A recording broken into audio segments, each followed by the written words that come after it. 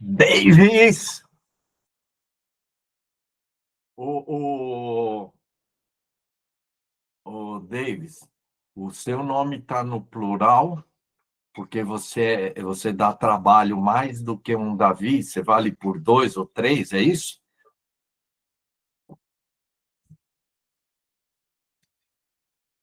Tá falhando aí, hein? Liga o microfone.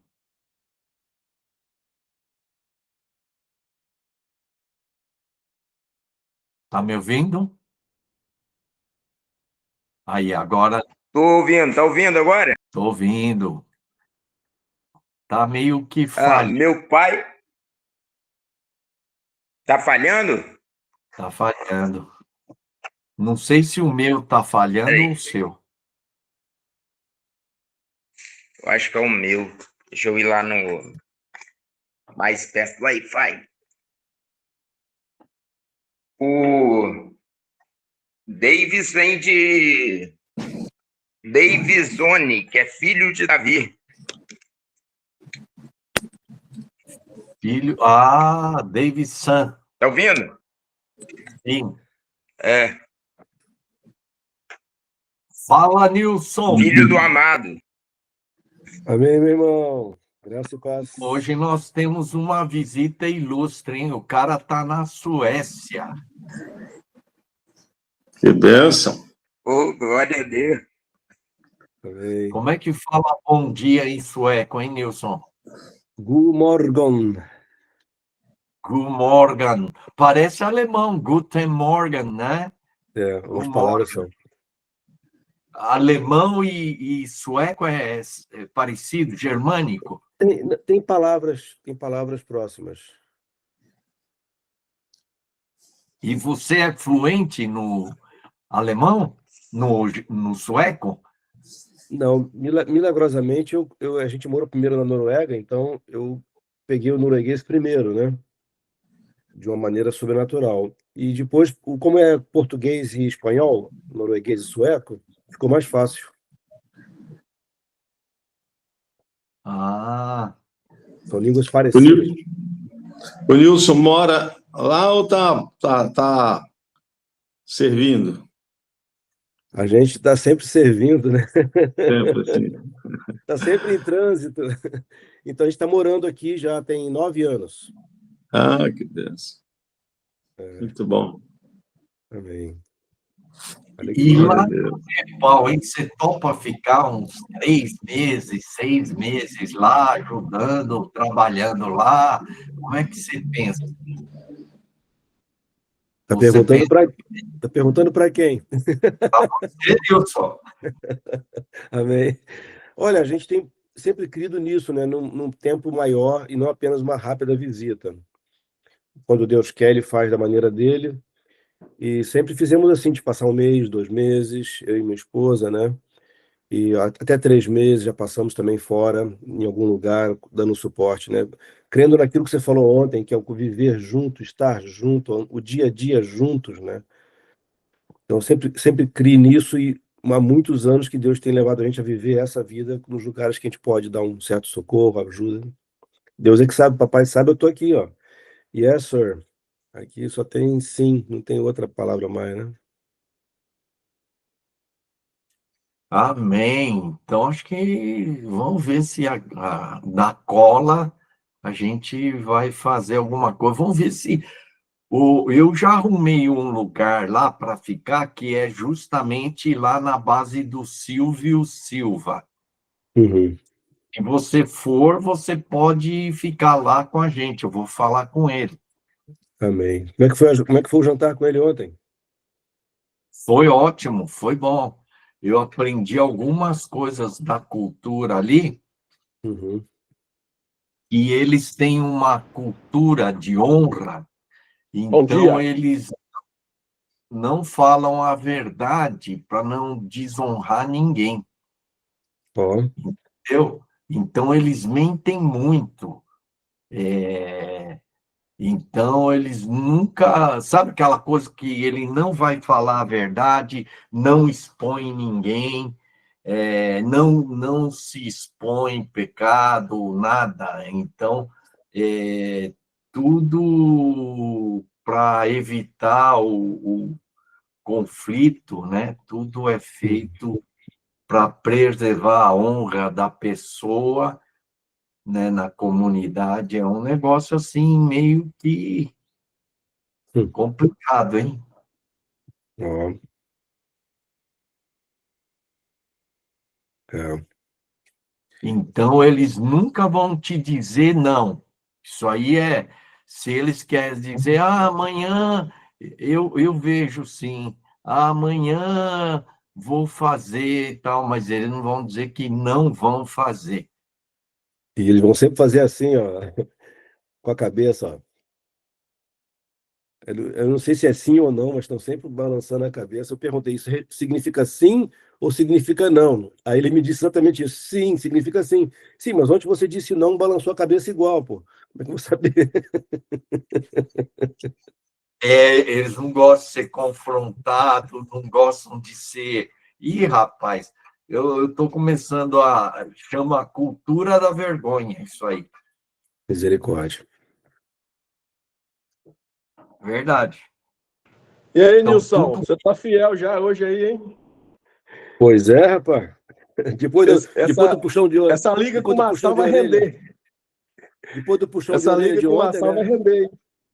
Amém. muchachos, vamos lá. Vamos. Gilmar, você pode orar por nós aí, Gilmar?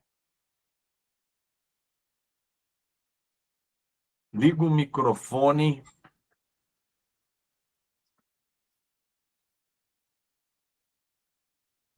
Amém. Pai querido, nós te louvamos, Pai, essa manhã.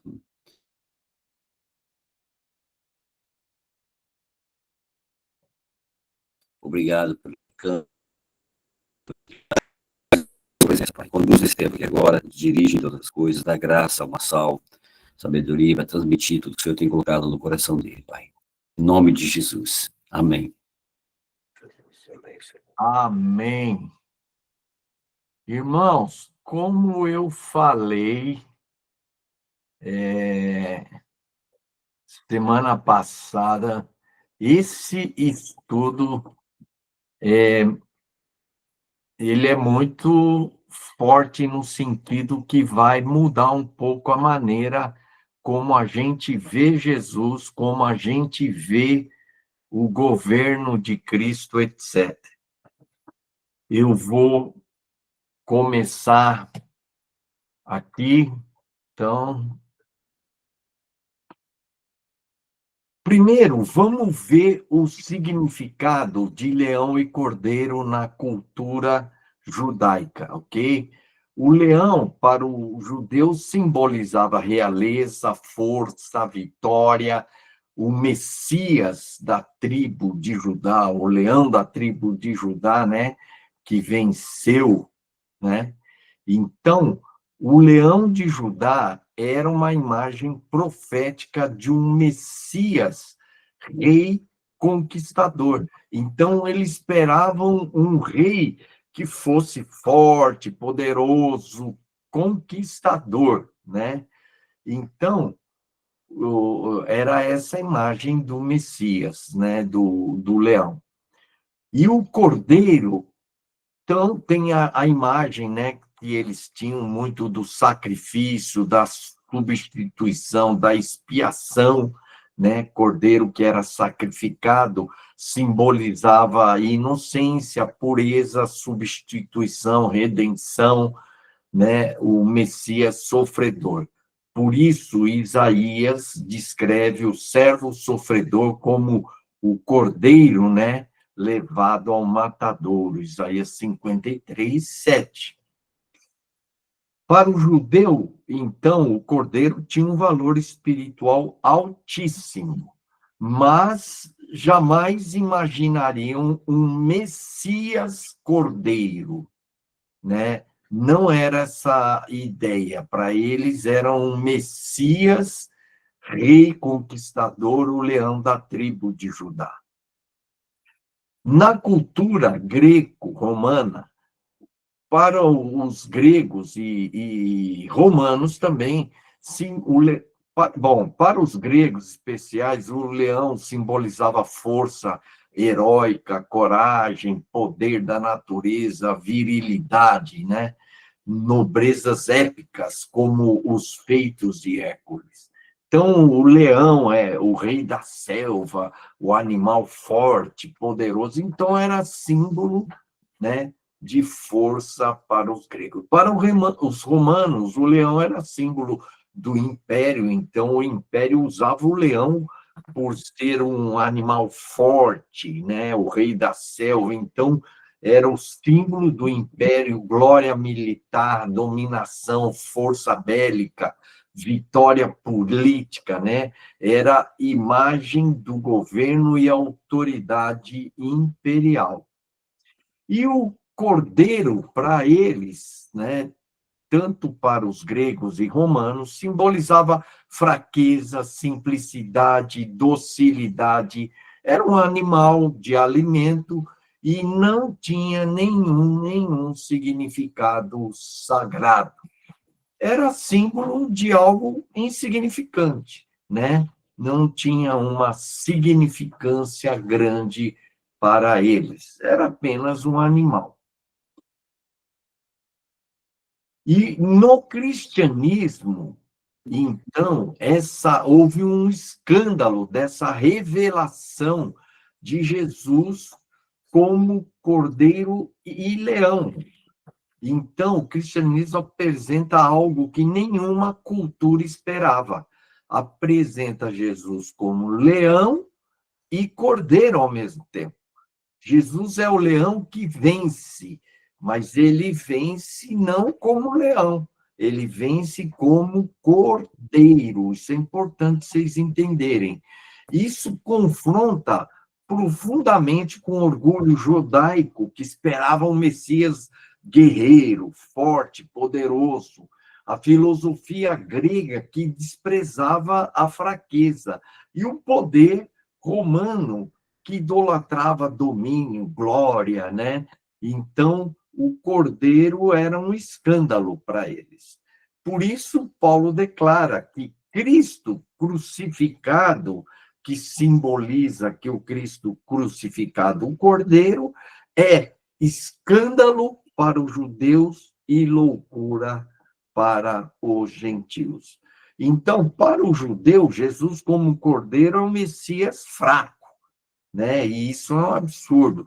Para o grego, Jesus como cordeiro, um Deus morrer crucificado, isso é loucura. E para o romano, Jesus como cordeiro, um rei crucificado, ridículo. Então, o próprio evangelho é uma contracultura. E é isso que eu quero que vocês enxerguem hoje, que o reino de Deus é uma contracultura, e Jesus, como cordeiro, ele vai contra a cultura, né? Tanto Amém. do judeu, do grego, do romano e de todos os gentios. O leão é visto como cordeiro em Apocalipse. Em Apocalipse 5, de 5 a 6, João ouve: eis o leão da tribo de Judá, raiz de Davi, venceu, né? E aí, quando João olha, o que ele vê? Então vi no meio do trono e dos 4 seres viventes, e entre os anciãos de pé, um cordeiro como tendo sido morto. Então, essa revelação é chocante. O leão, né, ele é visto não como leão, mas como cordeiro que morreu. E isso é um escândalo para o judeu e loucura para o gentio. Então, uma coisa importante: o leão da tribo de Judá é um título de Jesus. É um título que ele recebeu, né? Como poderia ser um título de que ele é um rei poderoso, que ele é amoroso, etc., mas a sua identidade, ou seja, aquilo que ele é, Jesus é um cordeiro. Então, essa diferença é um título de Jesus. E nós não somos leões. Nós temos que nos identificar, não Jesus leão, mas como Jesus o cordeiro. Por quê? Porque você vai ver que em Apocalipse Jesus é apresentado como cordeiro, não de forma simplesmente simbólica ou figurativa, mas como a sua identidade. Então, Deus escolheu o cordeiro como a identidade de Cristo. Você vai ver que a palavra leão aparece uma vez em Apocalipse. E quando ele fala do leão, quando ele olha, ele não vê um leão, vê um cordeiro. E a palavra cordeiro aparece 28 vezes. O céu adora Jesus como cordeiro e não como leão. Isso revela o seguinte: a identidade de Jesus é cordeiro, e essa identidade não é temporária, não é simbólica, figurativa, é uma identidade, quando eu uso, é quem ele realmente é. Ele é o cordeiro eternamente. Então, o cordeiro não é apenas símbolo ou uma figura de Cristo.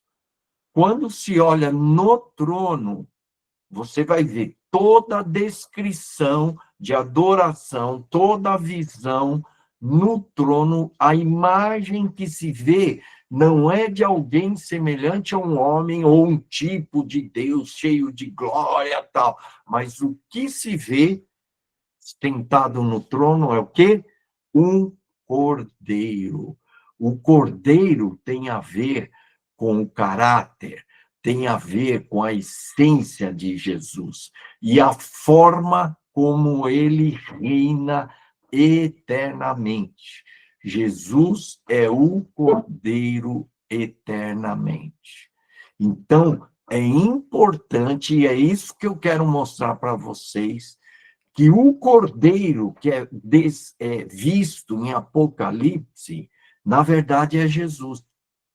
E Jesus, então, é visto como cordeiro o tempo todo ali que está na sala do trono, porque essa é a identidade de Cristo, significa é aquilo que ele realmente é. Então, nós dizemos muito isso, ser semelhante, ter a Cristo, ter o caráter de Cristo, imitar a Cristo. Isso é muito importante a gente entender. São 3 perguntas fundamentais. O que significa ser realmente semelhante a Cristo? O que significa ter o caráter de Cristo? O que significa imitar a Cristo? Então, principalmente quando a gente trabalha discipulado, a gente fala, não, vamos discipular, né, levar a pessoa a desenvolver o caráter de Cristo, ter a maturidade, ser semelhantes a Cristo e imitar a Cristo. Então, essas 3 perguntas definem a base da vida cristã. E a resposta bíblica tem a ver com a revelação de Cristo como Cordeiro. O que é ser semelhante ou ter o caráter de Cristo? Então, ser semelhante a Cristo, né, a explicação que as pessoas têm, né, é refletir quem ele é ou ter o caráter de Cristo, seu modo de pensar, sentir, reagir, amar, obedecer. E aí vem uma lista, né? Jesus é humilde, amoroso, obediente, santo, manso, servo, compassivo, verdadeiro, perdoador, íntegro, submisso ao Pai. Então, ser semelhante a Cristo é revelar o caráter de Cristo, e o caráter de Cristo é descrito aqui, né? E aí, quando você pensa em imitar a Cristo, então é viver como ele viveu, agir como ele age, pensar como ele pensa, responder como ele responde, amar como ele ama. Ou seja, imitar a Cristo, vai aquela lista: humildade, amor sacrificial, obediência ao Pai, mansidão, serviço, pureza, perdão, dependência do Pai. Então, é tanto ser semelhante a Cristo, ter o caráter a Cristo, imitar a Cristo. Quando a gente pensa, normalmente as pessoas pensam em tudo isso. Por que as pessoas não conseguem desenvolver, então, essas coisas? O entendimento que as pessoas têm sobre ser semelhante, imitar e ter o caráter de Cristo é muito parecido ao que foi apresentado aqui. Mas por que essas pessoas não crescem na semelhança, no caráter e imitação de Cristo? Porque é tanta coisa que a gente coloca e as pessoas acabam se perdendo nesse tanto de coisa, nessa lista, e acabam não desenvolvendo ou crescendo nessas coisas. Então, e outra coisa importante é a falta dessa revelação que Cristo é o Cordeiro, que a identidade, quem ele é Cordeiro. Então, a maioria entende a Jesus como um cordeiro, como algo simbólico e figurativo. Mas não é simbólico figurativo. Isso é quem ele é. Jesus é o cordeiro. Por isso, Jesus sempre aparece em Apocalipse na sala do trono como cordeiro, pois é quem ele realmente é a sua identidade e essência. Portanto, ser semelhante a Cristo, nós temos que ser semelhantes ao quê? Ao Cordeiro. Você quer ser parecido? A identidade de Cristo é Cordeiro, a essência dele é Cordeiro. Então, ser semelhante a Cristo é ser semelhante ao Cordeiro. Ter o caráter de Cristo é ter o caráter do Cordeiro. Imitar a Cristo é imitar o Cordeiro. Então, você vai ver que Jesus viveu na terra como Cordeiro. Ele não revidou, ele foi humilhado, ele foi injustiçado. E eu vou explicar que quando ele reagiu ali com os mercadores no templo, não foi por ser leão, não, foi a ira do Cordeiro. Isso eu vou mostrar no final. Então, o tempo todo, se você olhar aqui na terra, Jesus viveu como Cordeiro.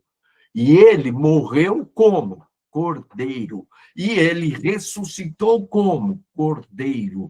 E vive eternamente como Cordeiro.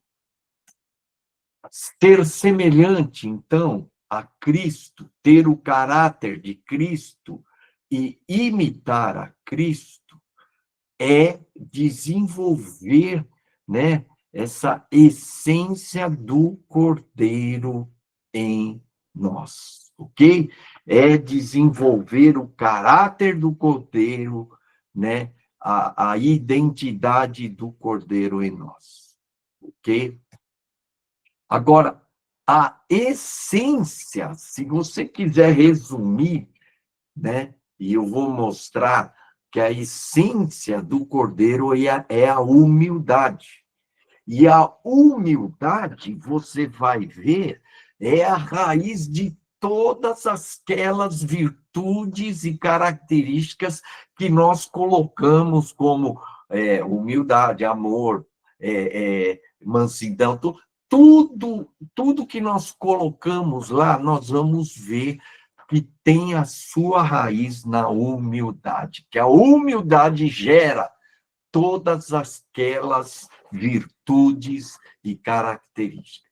E aí você vai para Filipenses 2, de 5 a 8. Tende vós o mesmo sentimento, a mesma atitude, e podemos aqui dizer até o mesmo caráter, o mesmo comportamento que Cristo teve. Qual que foi? Ele, subsistindo em forma de Deus, não julgou como usurpação ser igual a Deus, antes a si mesmo se esvaziou, assumindo a forma de servo, tornando-se em semelhança de homens, e reconhecido em figura humana, a si mesmo se humilhou, tornando-se obediente até a morte e morte de cruz. Sabe, eu tenho usado esse texto para ensinar o seguinte: você quer desenvolver o caráter de Cristo? Você quer ser semelhante a Cristo? Você quer imitar a Cristo? Está resumido aqui. Porque ele está dizendo, você quer ter o mesmo sentimento, mesma atitude, você quer ser semelhante a Cristo, você tem que fazer isso. E, entre outras palavras, né, Paulo fala, tende em vós, então, sejam, né, usem a Cristo como o modelo, o exemplo, né, a atitude dele, qual que foi, né? Então, ele a si mesmo se esvaziou, assumiu a forma de escravo, porque a palavra servo significa escravo, a si mesmo se humilhou, obedeceu até morte e morte de cruz. Essa é uma descrição da essência do Cordeiro. E essa descrição se resume em uma palavra: humildade. Portanto, ser como Cristo, ter o caráter de Cristo, imitar a Cristo é ser cordeiro, é a essência do cordeiro, e a essência do cordeiro é a humildade. Então, isso significa ser semelhante a Cristo, é ser cordeiro, cuja essência é a humildade. Imitar a Cristo é imitar o cordeiro, cuja essência é a humildade. Ter o caráter de Cristo é ter o caráter do cordeiro, cuja essência é a humildade. Então, passa a ser um ponto-chave, e nós vamos desenvolver depois aqui o que é ser humilde, porque o conceito, eu falar assim, humildade, você vai pensar não como uma qualidade de força, mas, o cara é humilde, como se fosse uma pessoa fraca, uma pessoa que não fala, uma pessoa... Então, é algo, assim, na nossa mente, culturalmente, humildade parece fraqueza. E na nossa mente, ser cordeiro para nós, se eu falar assim, você é um leão, aí você vai ver força, poder, tal. Aí você é um cordeiro, aí você vai pensar num cara fraquinho, sem força, né? Uma pessoa passiva, etc. Mas é um conceito errado. E é isso que nós temos que trabalhar, no conceito do que é ser cordeiro, do que é ser humilde. É isso que eu vou trabalhar. Mas primeiro vamos falar sobre essa revelação. Jesus é o Cordeiro eternamente. Muitos pensam no Cordeiro apenas uma metáfora poética ou uma figura para descrever quem é Jesus. Mas em Apocalipse fica claro que ele aparece literalmente como Cordeiro. Ele é o Cordeiro. Ele é adorado como Cordeiro. A palavra cordeiro aparece 28 vezes. A palavra leão aparece uma vez. E quando João olha, o que ele vê? Um cordeiro. Então, ou seja, a revelação central de quem é Cristo, Jesus Cristo, em Apocalipse, é que Jesus é o Cordeiro eternamente. Ok? Então, Jesus viveu na terra como um cordeiro. Ele viveu na terra como um cordeiro, descrito como um servo sofredor. Né? Isaías 53, 7, 5 a 7 diz, mas ele foi traspassado pelas nossas transgressões e moído pelas nossas iniquidades. O castigo que nos traz a paz estava sobre ele, e pelas suas pisaduras fomos sarados. Todos nós andávamos desgarrados como ovelhas. Cada um se desviava pelo caminho, mas o Senhor fez cair sobre ele a iniquidade de nós todos. Ele foi oprimido e humilhado, mas não abriu a boca. Como cordeiro foi levado ao matadouro, como ovelha muda perante os seus tosqueadores, ele não abriu a boca. Esse texto descreve como Jesus viveu na terra. Ele foi humilhado, oprimido, rejeitado, desprezado, amaldiçoado, ofendido, injustiçado, pisado, esmagado, e não revidou ou reagiu. Em 1 Pedro 2, 21, 23, resume: Cristo sofreu por vós, deixando-vos exemplo para seguir de seus passos. Como? Como leão? Não. Como cordeiro. Ele não revidou, não ameaçou, não entregou. Agora, isso aqui, essa descrição, não é significado de, foi humilde, não abriu a boca, apanhou, ficou quieto. Não. Ele, com todo o poder que ele tinha, com toda a sabedoria, conhecimento que ele tinha, ele teve que ter muito poder da humildade, porque foi a humildade que levou a Cristo a reagir assim, porque se ele não fosse humilde, aí a coisa ia ser totalmente diferente. Então, ele viveu como cordeiro, ele andou como cordeiro, reagiu como cordeiro e morreu como cordeiro. Jesus jamais rugiu, deu patada, mordeu ou devorou como leão.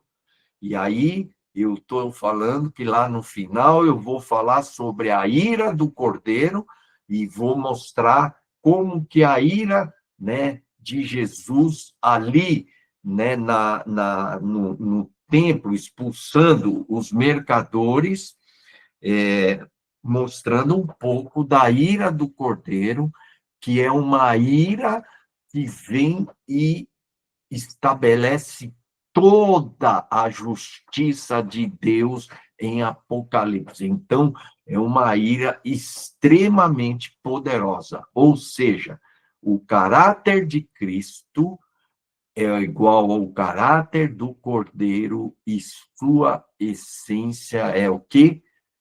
Humildade.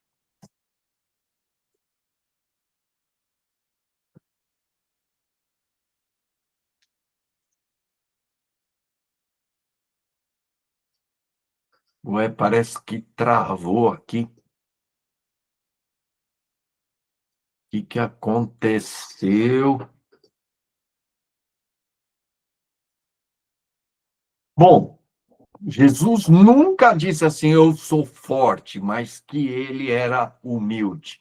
Jesus, em Mateus 11, 29, diz, eu sou manso e humilde como de coração.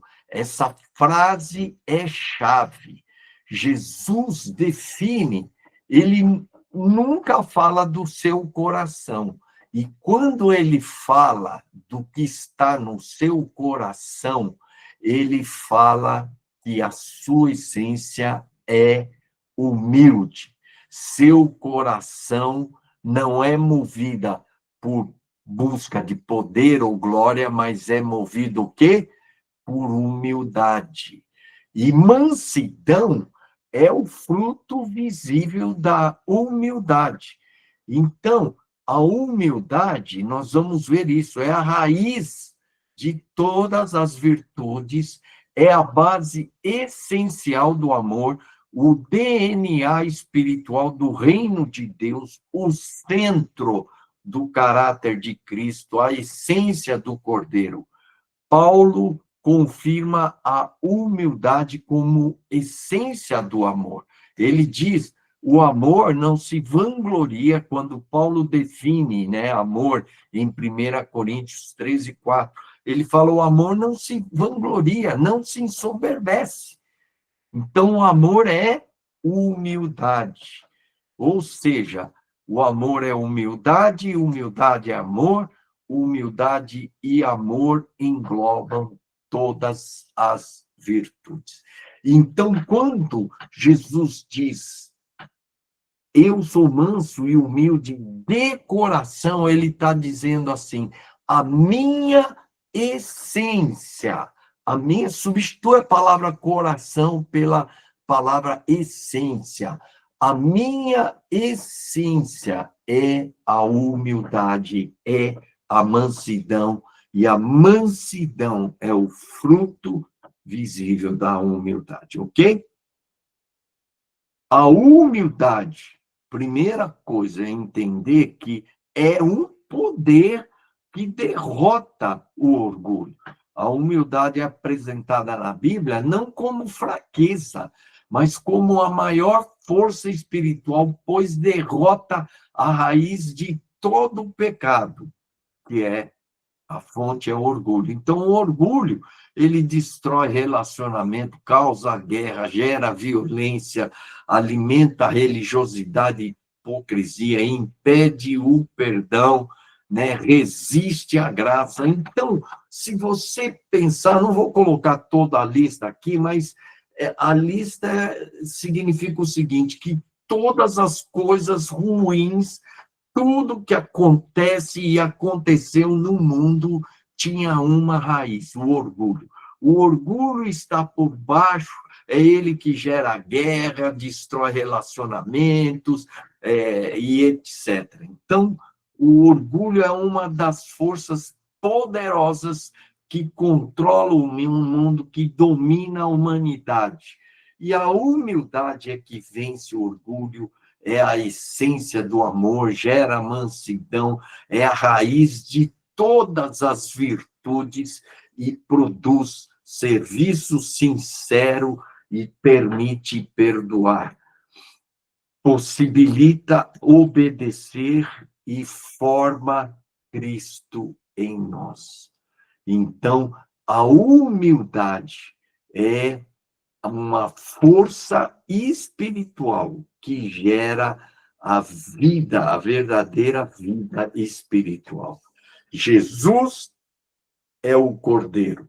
E a essência do Cordeiro é o quê? É a humildade. E a humildade é o poder, a força que derrota, que destrói o orgulho. A humildade é a essência do caráter de Cristo. Jesus nunca disse, eu sou forte, sou poderoso, sou imponente, mas ele disse, eu sou manso e humilde de coração.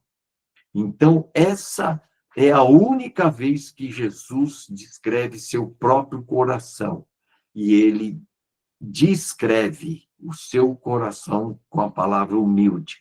Isso define claramente o coração de Cristo é humilde. O coração de Cristo é humilde, ok? A humildade é a base de todas as virtudes. Aí eu vou ter que colocar essa animação e melhorar. 10 virtudes bíblicas essenciais geradas pela humildade. O amor, mansidão, paciência, bondade, benignidade, misericórdia, compaixão, fidelidade, temperança, que é autocontrole, pureza de coração. Todas essas virtudes têm como raiz a humildade, né?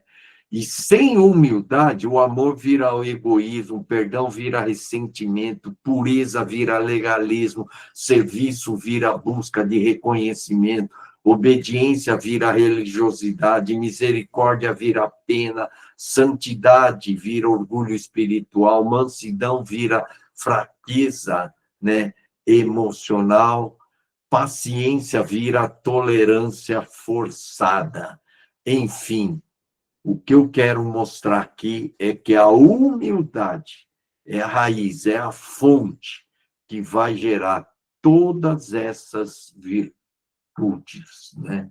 Então, o valor, a importância, né? A compaixão, misericórdia, a bondade, paciência, né? Se não há humildade, não há paciência, fidelidade, tudo isso é gerado pela humildade. E é lógico que não vamos ter tempo para explicar cada uma dessas virtudes aí, mas a humildade nós vamos explicar como a raiz do amor. Biblicamente, 1 Coríntios 13:4 diz assim: o amor não se vangloria, não se ensoberbece. Né? 1 Coríntios, Paulo define o que é amor e todas as características do amor, nós vamos ver, tem a sua raiz na humildade. O amor é o quê? Paciente, benigno, o amor não arde em ciúmes, não se ufana, quer dizer, não se exalta, não se ensoberbece, não se conduz inconvenientemente, não procura os seus interesses, não se exaspera, quer dizer, não se irrita, não se ressente do mal, não fica magoado, né? Não se alegra com a injustiça, mas regozija-se com a verdade. Tudo sofre, tudo crê, tudo espera, tudo suporta. Então, ou seja, o amor não é orgulhoso, não se exalta, não busca glória pessoal, não reage com arrogância, não é egocêntrico, não exige direitos, etc. Sem humildade não existe amor, pois a humildade é a raiz do amor, porque todas essas, paciência, benignidade, não arde em ciúmes, não se exalta, não se ensoberbece, não se conduz inconveniente, não procura os seus interesses egocêntricos, não se irrita, não fica magoado, não se alegra com a injustiça, né? Tudo tem a ver com a humildade. E sem a humildade, por quê? Por que Jesus sofreu tudo? Ele creu tudo, ele esperou tudo, suportou tudo, por causa da humildade.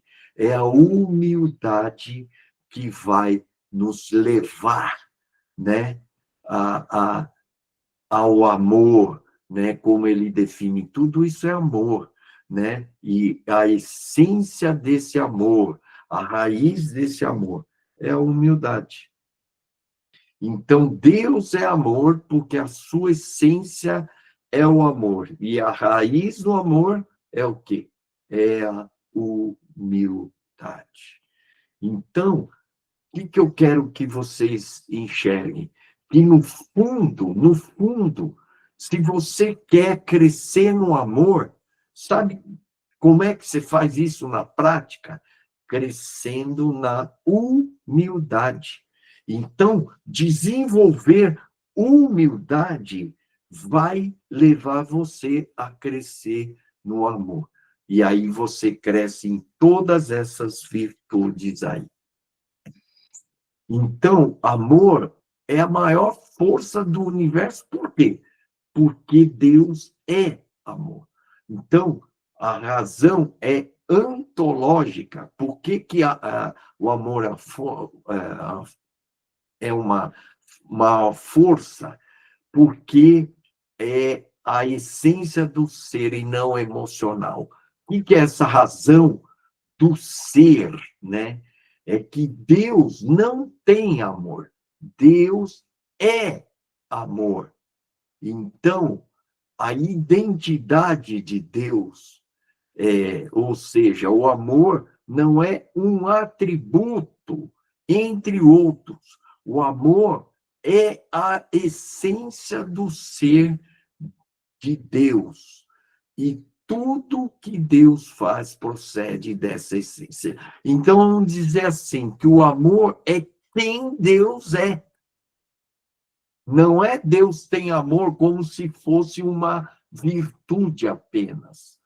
Por isso que a razão do amor ser a maior força do universo é ontológica, tem a ver com a essência do ser de Deus, não é algo da emoção de Deus, da virtude de Deus, do caráter de Deus. Não, Deus é amor, é a identidade, é quem Deus é.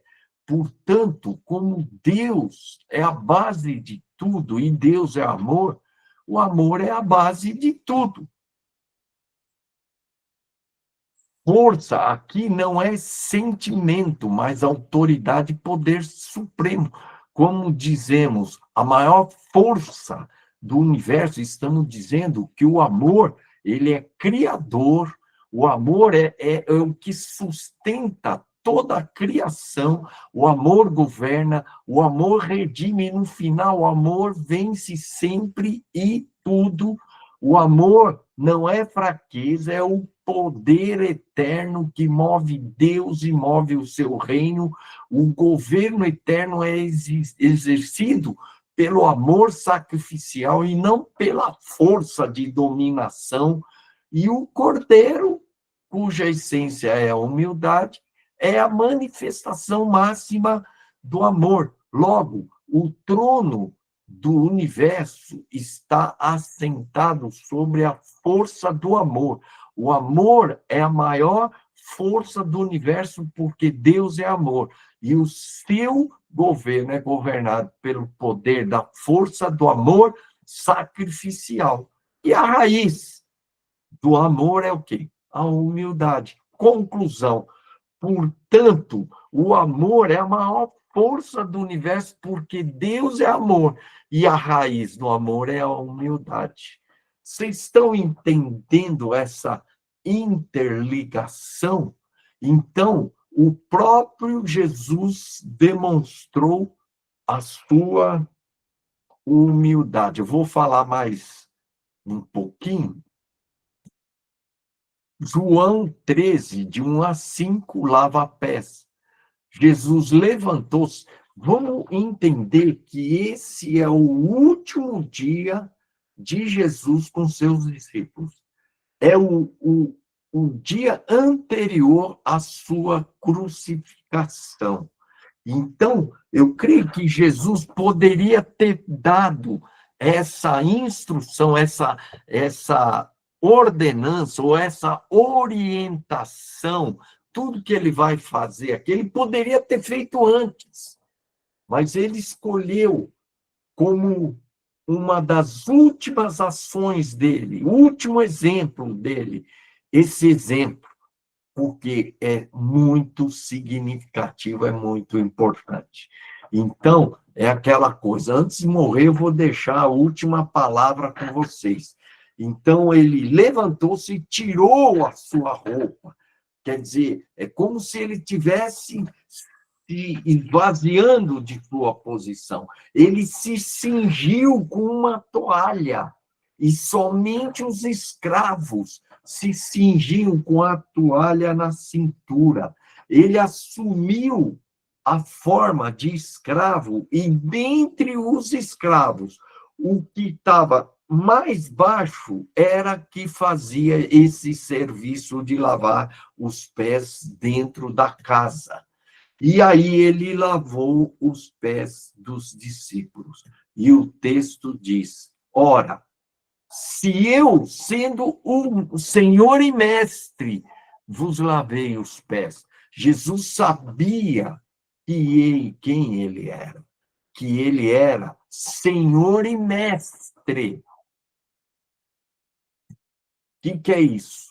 Ele mostrou que humildade não é fraqueza, é força espiritual. A pessoa humilde não precisa se provar para ninguém, ela vive humildade. Jesus demonstrou sua humildade, se esvaziou, assumiu forma de escravo, se humilhou até morte de cruz, não buscou a sua glória, não revidou. O amor de Cristo nasce da humildade de Cristo. Irmãos, eu vou parar agora. Não, peraí, deixa eu dar só mais um. Sem humildade não existe perdão.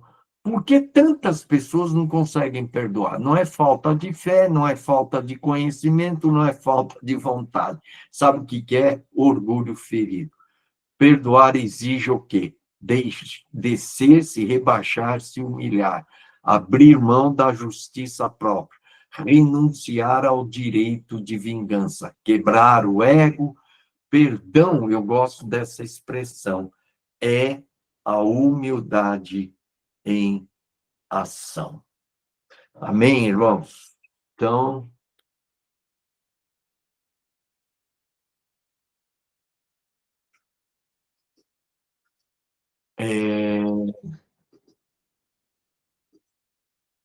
eu quero agora abrir um momento para perguntas e algum comentário que alguém queira fazer, mas o comentário não pode ser uma pregação. É um negócio de 1 minuto, no máximo 2 minutos aqui. Alguém quer perguntar alguma coisa ou falar alguma coisa, por favor. Pode falar, comentar aí. Ou perguntar. Abre o microfone. Fala, Norberto. Abre o microfone.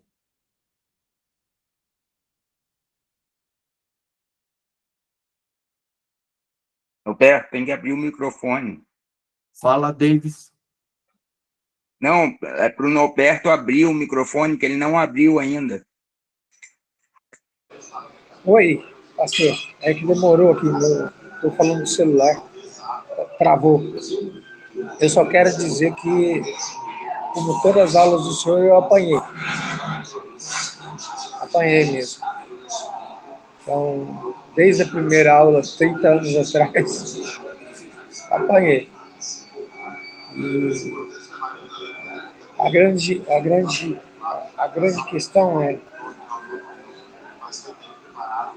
tem alguma metodologia para colocar tudo isso em prática, além da oração e do jejum? Como é que é? Faz a pergunta. Tem alguma metodologia para colocar tudo isso em prática, além da oração e do jejum? Depois a gente fala. Primeiro a gente está só entendendo o conceito. A prática, depois a gente pode conversar sobre isso. Ok? Mas é uma pergunta. Alguém mais pode desligar o microfone. Tá tudo 4:10, viu, alguém mais? Quer falar? Quer comentar alguma coisa? Pode perguntar. Muito obrigado, primeiramente, pela alegria de estar aqui juntos, e me abençoou muito ouvir. Nunca tinha feito essa comparação, nunca tinha conseguido ver essa diferença tão forte colocada por Deus naquele momento da história, né? Muito precioso. Glória a Deus. Isso nos chama de novo, né? A andar nos passos de Jesus. E compartilho rapidamente que há um tempo atrás, quando buscava o Senhor e perguntava que eu tinha que ir ao Senhor: vinde a mim todos vós que estáis cansados e sobrecarregados, né? Aí quando ele fala que ele aprendeu de mim que sou manso e humilde de coração. E aquilo ficou na minha cabeça um tempo. Eu falei: mas por que isso, né? Estou cansado e sobrecarregado, e ele fala para ser manso e humilde. Para mim, né? Foi para mim que o Espírito Santo falou: você precisa ser manso e humilde, porque aprender a ser manso e humilde porque você é agitado e orgulhoso. Então, Jesus foi bem carinhoso, né? Ele podia dizer, porque se alguém tem que aprender a ser manso e humilde, antes ele não é nem manso nem humilde. E aquilo para mim foi uma boa, assim, aquela varada de amor de Jesus, né? Que você é agitado e orgulhoso. E Amém. realmente Deus me mostrou isso, me quebrantou.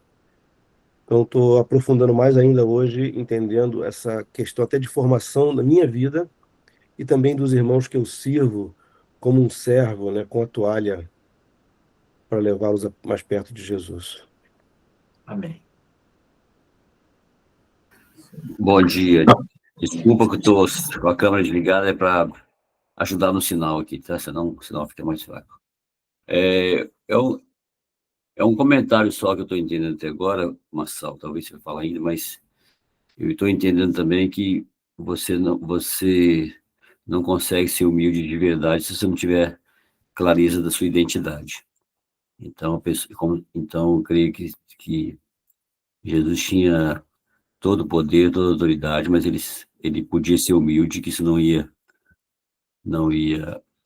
desqualificar. Então, muitas vezes a gente não consegue ser humilde porque nós temos dúvida da nossa identidade. E aí que é importante, que é o centro desse estudo, é que a nossa identidade tem que ser a do Cordeiro. Se a gente quer ser como Cristo, se a gente quer imitar a Cristo, se a gente quer ter o caráter de Cristo, quem que a gente quer? Não é o leão, é o Cordeiro. É essa a grande mensagem que Deus nos passa através de Cristo Cordeiro. E acho que nós, hoje, perdemos isso. Achamos que é outra coisa que não o Cordeiro. Vasni? Amém. Acabei de ler Apocalipse ontem, e no 21, né? Sei que você vai falar ainda, mas assim, como me chamou muita atenção, eu não tinha feito essa reflexão com esse entendimento, né, da identidade de Jesus, né? Mas eu fiquei muito impressionado de como tudo é o Cordeiro, toda adoração ao Cordeiro, né? E no capítulo 21, 22 diz: não vi tempo algum na cidade, pois o Senhor, Deus Todo-Poderoso e o Cordeiro são o seu templo.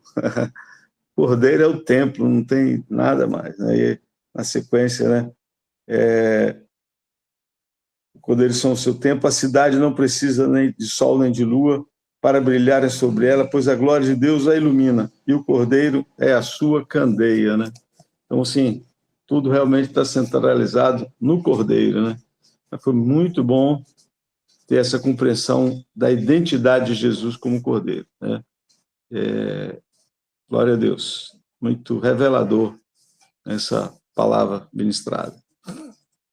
Amém. Davis, quer falar alguma coisa? Fala aí. Você tem aí uns minutinhos para a gente encerrar? Não, tem um negócio que passa na minha cabeça muito sobre essa questão de Jesus no templo, né? Aí você vai falar mais adiante sobre a questão da ira de Jesus lá no templo.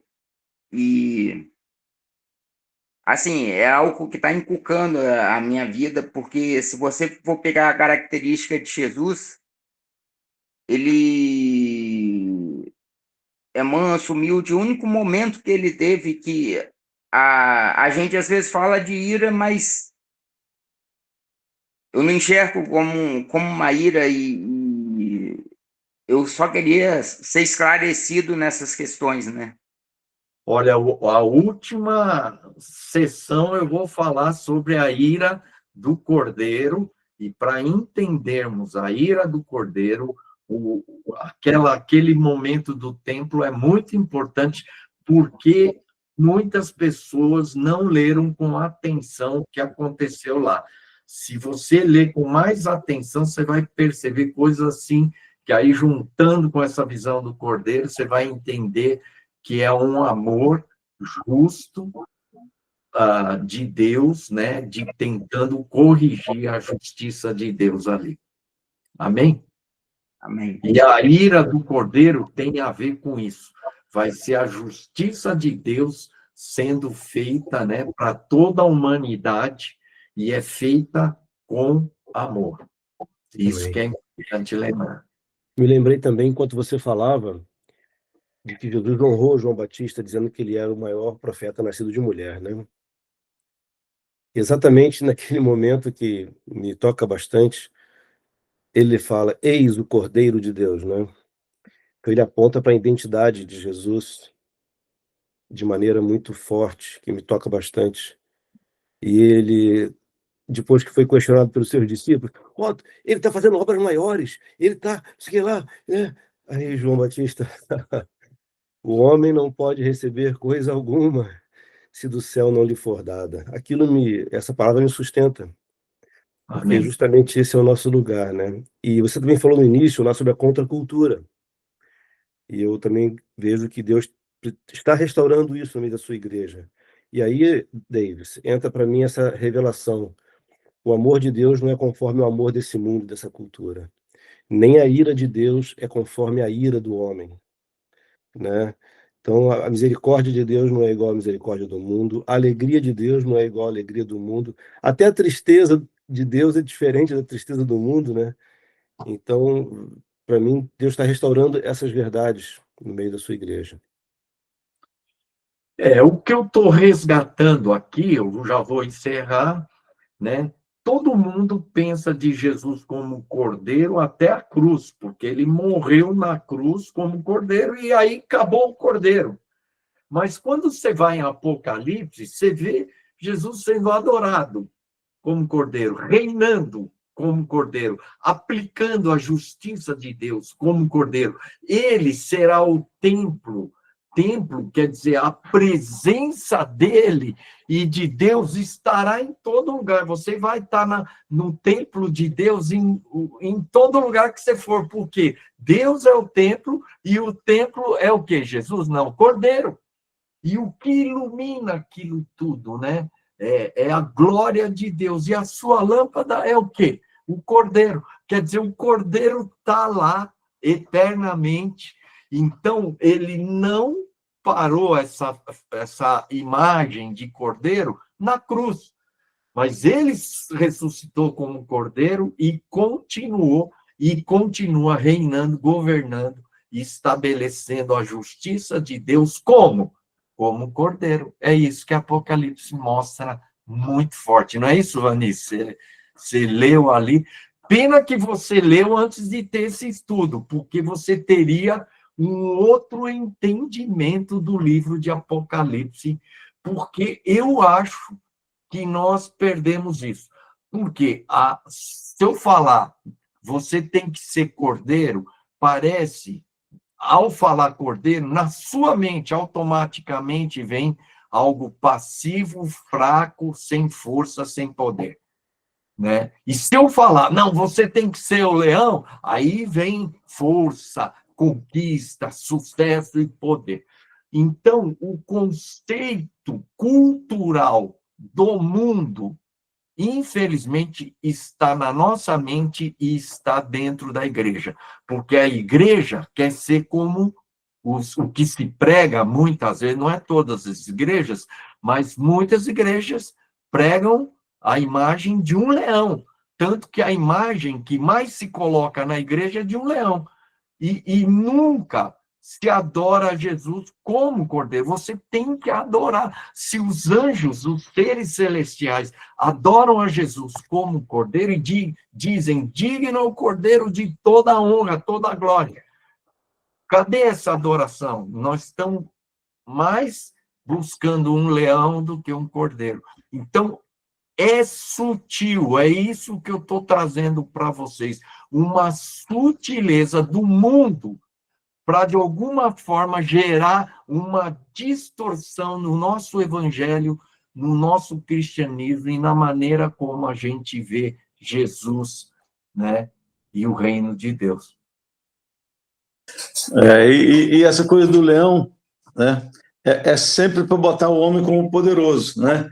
E o cordeiro é para botar você como humilde, e a gente é o que o homem não quer, né? Nunca quer ser humilde como Jesus, ainda que ele falou, aprendam de mim que sou manso e humilde de coração. Lá na Muito boa figura. eu vou falar sobre isso, viu, Vasni? Sobre por que que nós queremos ser leão e não queremos ser cordeiro. E olha, grava isso. Ser semelhante a Cristo é ser semelhante a quem? Cordeiro. Você tem que imitar, querer ser igual ao cordeiro. Ter o caráter de Cristo, você quer desenvolver o caráter de Cristo, seus discípulos, eles têm que ter o caráter do cordeiro. E se nós temos que imitar a Cristo, nós temos que imitar o quê? O cordeiro. Só que precisamos entender que a essência do cordeiro é a humildade. E aí, o ponto fundamental, entender o que é humildade. Entendeu? Porque se a gente entender humildade como passividade, abaixar a cabeça assim, isso, porque Jesus, ele peitou os fariseus. Ele não teve medo diante de Pilatos. Ele ficou tranquilo ali. Então, a humildade não é baixar a cabeça e aceitar tudo, não falar nada. Mas não é revidar, não é agredir, não é partir para a violência. Amém. Por hoje é só. É possível a gente ter acesso ao que eu tentei escrever alguma coisa aqui, tirar foto, mas não consegui pegar tudo. Não, eu vou mandar isso aí para vocês. É que enquanto eu vou falando, eu vou mudando os slides, porque eu vou enxergando coisas, mas no final eu mando tudo. Mando para vocês. Ah lá, no caso, você, acho que não está no grupo, né, o Nilson? Não. Então, você precisa me lembrar. Ou, se você quiser entrar no grupo, O Jeremias ontem pediu, parece, para incluir, né? Ele falou que ia pedir. Ô, Ney, depois inclui o Nilson e tinha mais uma pessoa aí. Vou colocar meu telefone aqui para vocês. Isso, passa aí. Ou alguém que tenha o seu contato, encaminha para mim, por favor. Irmãos, Deus abençoe vocês. E a Amém. Tchau, tchau. semana que vem nós continuamos o próximo capítulo. Até mais. Amém. Deus Mandei aí, ó. Semana. Glória a Deus.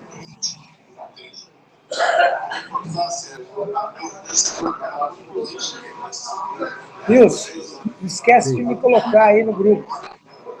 Tá, Não para sou eu que receber os... coloco, não. Ah, tá. Mas é um prazer conhecê-lo, em todo caso. É um prazer também te conhecer, Norberto. Até mais. Graças de Deus aí. Até mais. Amém. Digita aí, irmão. Tchau, tchau. Irmão, digita o seu telefone e nome aí. Botei ali, ó. nas Botei no chat anotações. ali, ó. Tu recebeu ali, não? Ah, não, botei. Só um minutinho aqui. É no chat, Guarani. isso. Manda no chat. Ah, O do o Nilson chat eu foi- recebi aqui. Eu escrevi no chat e botei ali, ó. Mais 46, 70, 685, 7312. Isso, não, no chat tá aqui. É o outro irmão que pediu para inserir, que eu tô falando. Ah, tá. O Norberto tá lá. Fazer o Tá bom, mesmo. queridos. Bom dia para vocês aí. Até mais. Até mais, gente. Saudade de vocês aí. Até Tchau. mais. Obrigado.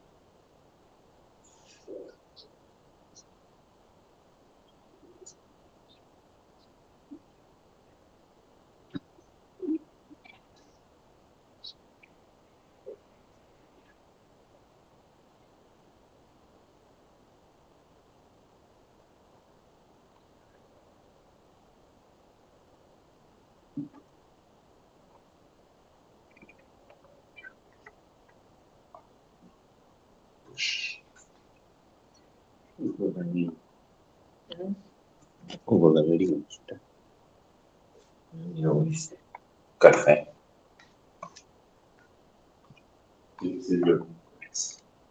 Mas eu vou de carona com o Heron.